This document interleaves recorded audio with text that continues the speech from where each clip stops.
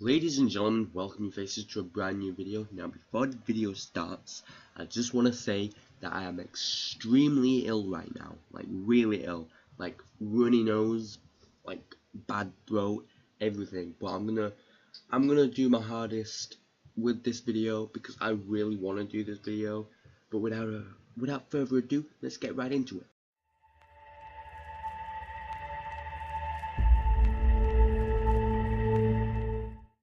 Right, so there's been a lot of demand for me to do another one of these because I've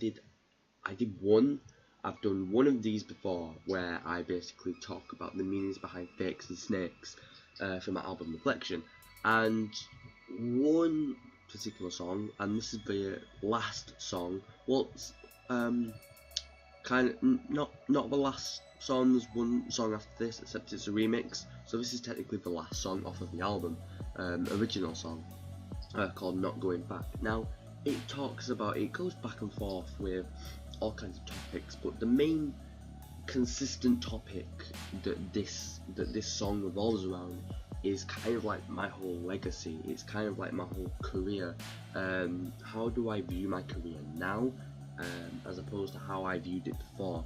And even though it mainly sticks to current times in terms of how I feel, because keep in mind, I have done this album like it was a movie soundtrack. It's kind of like, it starts out really chill, I'm kind of reflecting, I'm being motivational, and I kind of get more deep, I get more dark, and I explain things, and I have like a point of view. I'm kind of like putting my views across, as well as reflecting on my life and using it as a way to be able to move forward, like not just my life but my career and stuff like that, but doing it in a really relatable way. So with this song, Not Going Back, it's kind of, instead of just looking back, it's having that as kind of like the basic thing to start off with. It's kind of like the slate that I'm starting with. It's like, I've already got that, so I'm just fuck off phone. So I've already got that, but I'm gonna be like mainly doing it in talking about moving forward. See, it talks about my legacy, it talks about that, and it talks about what am I gonna be doing with my career now, and sort of stuff like that. For example, I want to be taking more risks in my career. I feel as though I've played it too safe in terms of things like that, and I'm not happy with the way that I've played it safe. I was happy when I was like starting out and stuff like that, but as I've learned more about the industry, as I've been taught more, as I've connected with more people, but also as I've gone through beef with people, it's kind of like, you know what, fuck it, I'm going to be taking more risks. It's like chance to take. I've said that in 3 songs I think now, chance to take. So yeah, I gotta take a chance instead of just like being there and talking about taking a chance when I'm not taking a chance. So produced by AJ Nix, Facelipple, Eloy, and Dan Chase. Yep. So Facelipple was helping with the mastering a little bit. Eloy and AJ Nix, I've worked with them on almost every single song on this album, and Dan Chase, of course, I've worked with him since forever. And then if we go down here to the bio, what does it say about it? Not Going Back is the culmination of what that album has been explaining. It started out soft and smooth, and then after the interlude of the record, it became more serious and self-around. And what? And self? I don't. Tracy, why you always, you confuse me with the last bio, you know? Okay. So started out soft and smooth, and after the interlude of the record, it became more serious and self-around, as well as managing to circle around what YomiShious interprets his own career as. This song is YomiShious essentially saying that he's been too careful in his career, as well as not taking enough risks, and the only risk he's taken was at the beginning of his career with Wings For You and Bitch EP. That were the records that put him in the spotlight and helped him gain all of his recognition. He's saying through this song that he's more willing to take more risks, as well as pointing out the fact that during this record he said risky things. For example, in Fakes and Snakes, saying that he was still a pill downer, he bleached dead bodies and copied Stephen Avery by leaving a life on this tree. Yeah, I do. Of course, Fakes and Snakes' story is from a man who's drunk too much at the club, has jumped to do the say a lot of truth, comes out sounding bad. In this song, YomiShious is saying that he's always been self-aware and self-conscious about his image in the public eye, and that the more risks he takes, one of them might ruin his image forever. Nonetheless, this song puts a lot of things to rest in its 3 minutes 30-second runtime, as well as to have a very memorable chorus, memorable lyrics, memorable instrumental, as well as a fast rapid part of YomiShious. Yep, that's what happens. Okay, let me start explaining the lyrics to the song. Everyone asks about my beats and my flow, how I move them to run to create my new songs. Truth is, I know what's expected of me, but I do what I do and I do what I like. Just please don't ask how I'm just constantly changing. You see my music and nobody arranges. Let me confess it, this is my first spitting bars and my cat's in the booth.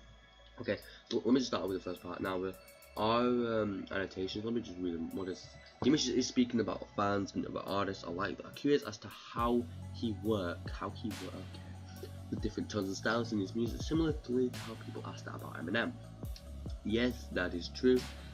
So I'm down to try new things. I'm down to try new wordplay and work and stuff like that. I mean, I just worked on Book of Ryan with Royster 59, where I helped produce 3 songs. And I've known Royster a few years now. So me working on that album allowed me to kind of think more outside the box and try new things. And not saying that I don't already think outside of the box, but it's kind of like, it takes me forever to determine what I want out of certain songs. I write every single day, try to like come up with different rhyming schemes and stuff like that to help work on like different wordplays instead of trying something that I've already done with it. But then when it comes to the fact of if I like what I wrote and then rewriting it, I mean, I rewrote it, like what beat do I want to do it over? How would it work? What tone do I want it to bring out? Because the beat obviously brings out the tone of the song.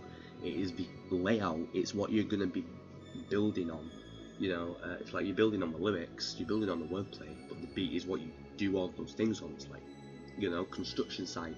You know, you already have like the things laid out for you to build on. It's like, you know, you've already got the schematics. It's no different in music. It's just a metaphor, and that's how it works. So everyone asks about beats my flow, how I'm trying to create my new songs. Yeah, truth is, I know what's expected of me, but I do what I do and I do what I like. Just ask how I'm just constantly changing. You see my music and nobody ranges. So yeah, that's basically me rephrasing that. I'm constantly changing as a person, as an artist, and you know, anyone who listens to my songs know that it ranges from songs where I'm rapping fast to songs where I'm kind of being more chill in my rhymes, to songs like Search for the Answer where I'm barely hitting the 3-syllable mark. And then you've also got like the people who I work with. Like, I know I haven't worked with a lot of rappers. I've worked with Will Scout, I've worked with Trident. I do plan to work with more rappers, but it's kind of like I want to vary it in terms of not just having artists and work on hooks, but I kind of want to branch out in different genres, and singing is a great way to go about that. And as a rapper, it's kind of like there may be some kind of inside conflict with someone else's voice with my voice. When I'm a rapper, that person would be a rapper. It's kind of like, well, if I'm trying to do new things and they're going to be doing their thing, how's that going to be affecting the song? What's it going to do? So yeah, but truth is, I know what's expected of me, so I'm basically saying that I know my expectations. Like, I watch what's on the news, I listen to the media. Like, I don't talk about it a lot. I used to like be really I used to just diss MTV and stuff like that, but it's like that's not going anywhere. Doesn't really change anyone's opinion, because then the way that MTV and TMZ work is they'll use that to fuel some false story or something like that. So thing about that is I pay attention to what they're saying about me. If they say something completely false, I'm going to just dismiss it. I'm going to just basically come out and say that it's false. But I do listen to the fans, I listen to all kinds of things. I know my expectations as an artist, but I don't do music for other people. I do music for myself. It's kind of like therapy, you know. It's kind of like, it helps if I'm in like a tough place, you know. It's like everyone goes through like tough times, and you know, you have to come up with a way to get through tough times and stuff like that. For me, it's making music, and it's to also at the same time write out my pain, because if I have all my thoughts jotted out in lyrics, that helps me better than just having jotted out as notes. So music is just, it's what it is for me. I always expect me, but I do what I do and I do what I like, so I like doing music. If I stop doing music, then I'm not going to be invested in it as an artist, and I'm going to become an idea. So if that ever happens, then I'm probably going to stop making music. but I love doing music. I don't plan on stopping anytime soon. But yeah. But next part, just please don't ask how I'm just constantly changing. So that kind of works in two ways. You know how if it was like a comma, just please don't ask how. I guess I'm just constantly changing. It can work kind of like that. You know, I'm just constantly changing. The last part can just work as its own thing, but at the same time, because of the added part, it can also work as the other thing. It's like, please don't ask how. Just please don't ask how I'm just constantly changing. You know, kind of like working in like two ways. Don't ask how I'm changing, as well as I'm also stating I'm just constantly changing. It's all dependent on the way that I rap in the song. You understand if you like heard the song. I'll play like I do with Fits and This. I'll play a snippet at the end of the video. Let me confess that this is my first song spitting bars on the mic outside the booth.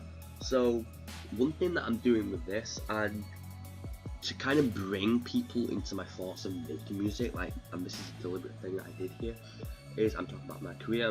I just spoke about my music in the first part. You know, there's a lot going on in the first part. No, it doesn't seem like it, but I'm also kind of bringing people into my thought process, but also my recording process. So I'm saying that this is my first song recording outside of the recording booth. I was recording this is the first song that I did recording outside of the booth, and it was really weird for me. You know, I love doing it. It's just weird for me because I'm used to just being in the booth. To me, there's no feeling like just you and the microphone with like your pad just like rapping, and I can go on for hours and hours now just rapping in different wordplays. It's soothing for me to be in the booth. But I actually recorded this song in the mixing board room. That's why when I'm compared to mumble rap, oh wait, shit, I can't ever stick to one thing on one tip. That shit makes me bored. So I'm also kind of saying, like, after what I just said, it's kind of like the final act of like this like first paragraph part, where I've spoken about how I change, like, you know, my unique way that I approach doing music, unique songs, knowing my own expectations, constantly changing, music that ranges, and then obviously I've done the whole bringing people into the recording process part, and now it's kind of like the final act of this whole recording part, which is I can't ever stick to one thing on one time. That shit makes me bored. So that's just me basically saying, officially, I like trying new things. So then here, that's why when I'm compared to mumble rappers, I have no love for you, because I swear to God they have no talent and they're ruining the game. The shit they do is lame, put that shit on to find out my ears are bleeding, so that's why I give them shame. So we talk about these 4 lines here. As I've already said that this is a song about me wanting to take more risks, that is exactly what I do. I've explained my recording process. Now I'm hopping into something that is really healthy in the hip hop game. Like, it's like hip hop was based on healthy beef and stuff like that between artists, just healthy competition. So this is basically me kind of like starting competition. I don't like mumble rap. I don't. I really don't enjoy it. Like, every time that I hear it, I just like turn it off immediately. But it's also me basically just starting some healthy competition. So I basically say that they're ruining the game, because obviously they call themselves hip hop artists, but they're not really about what hip hop is. You know, they're ruining the game. Shit they do is lame. That's just a blatant diss. It's not supposed to be all lyrical. This is just kind of an on-purpose diss that's not supposed to be lyrical. It's just supposed to be doing it on purpose, just dissing mumble rap. Which, yeah, it's a risky thing to do, but then that's what it is. They have no talent in the game. Shit they do is lame. Put that shit onto Panama easily, so that's why I give them shame. So obviously give them shame in this bit. But that's all there is to that part. It's just me bringing some healthy competition into this. So yeah, there is like a lot going on in this song. Like, there's a lot going on in this song with the whole explain, like in just like the first 2 paragraphs really.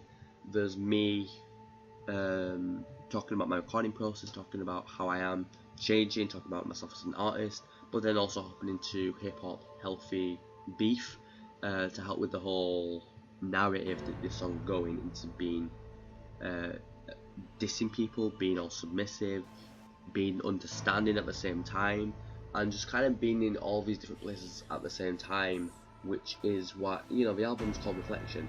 The way that people's brains work is you can think a million things at a certain time and have all these different feelings towards one aspect, which is kind of what I've done here, just on like a bigger scale than that.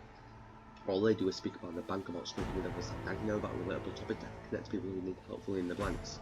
So that part right there is just me basically talking about really, you know, what mumble rap is. Hip hop was based on, yeah, it was based on competition. I think it originated from jazz, which is why like early hip hop songs you can hear kind of like the whole old school guitar. You can also hear like drums and stuff like that, but you can, it's also like turned down, you know. But in this part I'm basically talking like mumble rappers. They don't, hip hop is about like the whole relatability. It's about lyricism, and that's something that a lot of rappers that call themselves rappers forget. It's like, I don't understand how Post Malone can call himself a rapper when he barely raps. Like, to me, he's in the R&B pop category. I don't consider him a rapper because I always think that he's singing. You know, it's kind of like that. It's like lots of people can put themselves into a category and genre, but not really live up to that genre and just be in a different mindset and a different space altogether. But yeah, so I'm basically talking about, well, mumble rappers aren't really about the whole relatability aspect that hip hop is about, and that's just all there is to it, really. Not really being lyrical about it on purpose, but also at the end basically saying never about relatable topics to connect to people who need help filling in the blanks. That's kind of me saying that's kind of as a diss towards them. Well, I guess you could call it diss, or maybe it's not a diss, but let's just say that it is this as a diss towards them. It's done in a particular way that kind of ups my own thing, and is kind of a weird way of me saying, well, I try and be relatable and talk about relatable topics to connect to people who need help filling in the blanks. You know, people who are lost, because obviously music is like a way that people can turn towards to help them. Because obviously if you do listen to artists like Eminem or Jay-Z or something like that, then they've done a lot of songs that are like relatable, where, you know, they talk about their own struggles, and it's done in a particular way to connect to people so that they can relate with those lyrics and that particular song. So that's what I am kind of doing here in a way, is kind of saying that I try and be relatable and talk about relatable topics to help people who are listening, but it's done in a way that's dissing mumble rappers at the same time. Do a song called It's Everyday Bro, Live a Lie and Say It's Just a Prank Bro. So that's just an easy diss at the Jake Paul, with Paul Brothers, not with Jake Paul Brothers. Yeah, this is the diss at the Paul Brothers. So do a song called It's Everyday Bro, Live a Lie and Say It's Just a Prank Bro. So obviously Jake Paul, I think he's just living a massive lie, and that's what you see through his YouTube videos. Music is probably the only way to speak out your opinions without being crucified on top of the plank. That is purposely contradictive. Lots of people said that I contradict myself without knowing in this part, but no, I'm purposely contradicting myself here, because it's basically a way in me contradicting a few songs that contradict some of these lyrics. So it's kind of like me reflecting. It's kind of like, you know how when we say something like years ago or something like that, or we say something today which contradicts something that we said a couple of years ago, it's kind of like that. I'm reflecting on my life and my career in this album. It's called Reflection. So I'm kind of contradicting things that I said back in the album, as if I was contradicting myself, like my younger self from like a year or two ago.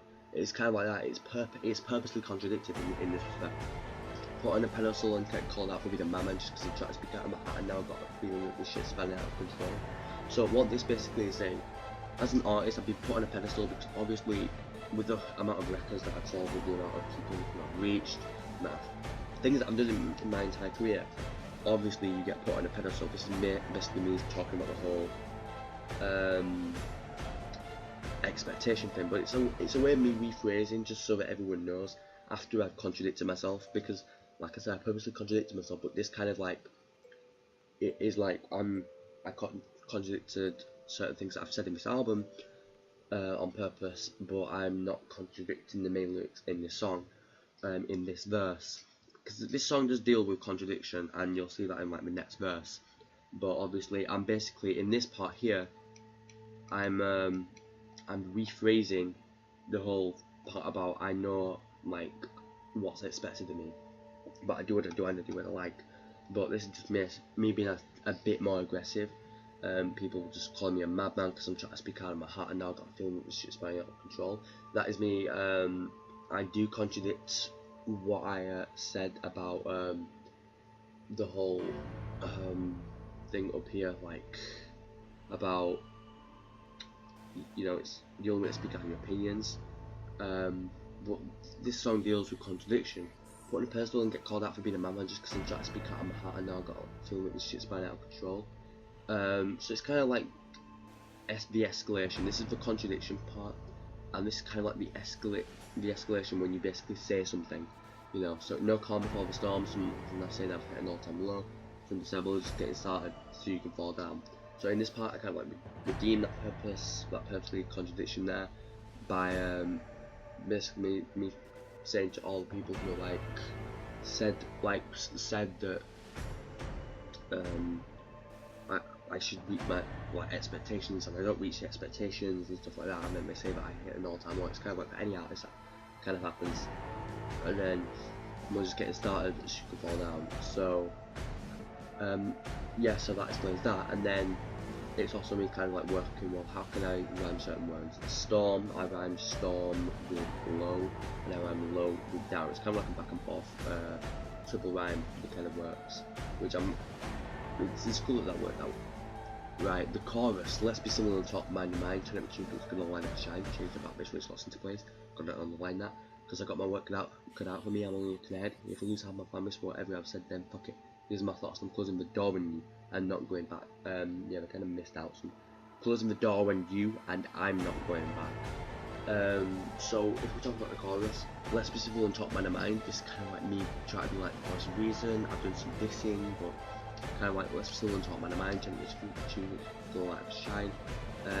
Change the back base which slots into place. So that's basically me saying, well, the whole working with like new tones and stuff like that, changing the back bass when it slots into place. Basically means like talking about like messing around with like changing things.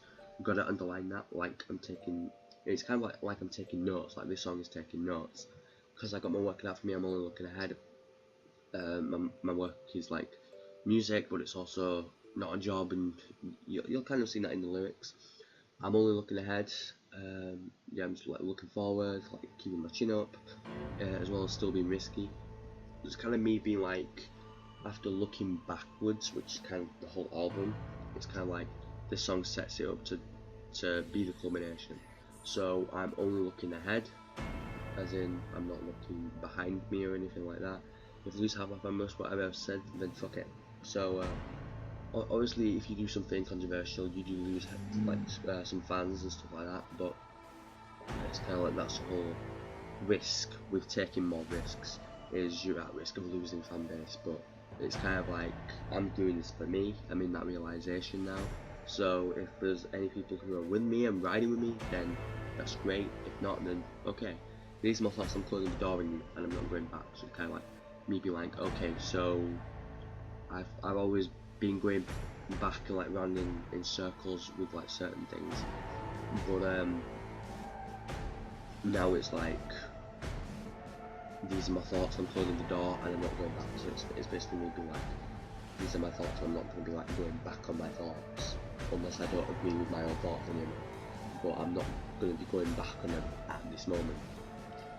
Alright, ladies and gentlemen, that is verse 1 of Not Going Back explained. So I'm going to play a bit from the first verse from Not Going Back. If you want me to do another video, because like Fakes and Snakes, that was a 2 minute and 50 song. Yeah, it was a half-an-hour video. So that because there's a lot going on in all of my lyrics, I can explain them. Lots of lyrics have all kinds of meanings. it's like I don't want it to drag. I do want to explain it, but I don't want it to like drag. So if you guys want to see me explain verse 2 and verse 3, then I will do so. But I think now, unless I have like short verses in songs, I'm only gonna explain like the verse and chorus for a song, like the first verse and chorus, or hook and first, depending which order it is. But yeah, if you have enjoyed it, make sure to like, comment, subscribe. I'll catch you guys in a bit. But until next time, peace. Check out a clip from the song. Everyone asks about my beats and my flow, how I move them around to create my new songs. Truth as I know is expected of me, but I do what I do and I do what I like. So please don't ask how I'm just constantly changing. You see my music and know that it ranges. Let me confess that this is my first time spitting bars in the mic outside the booth. I can't ever stick to one thing on one track, that shit makes me bored.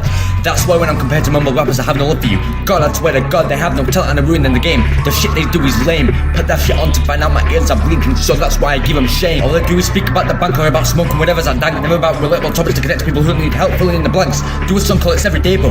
Live a lie and say it's just a prank, bro.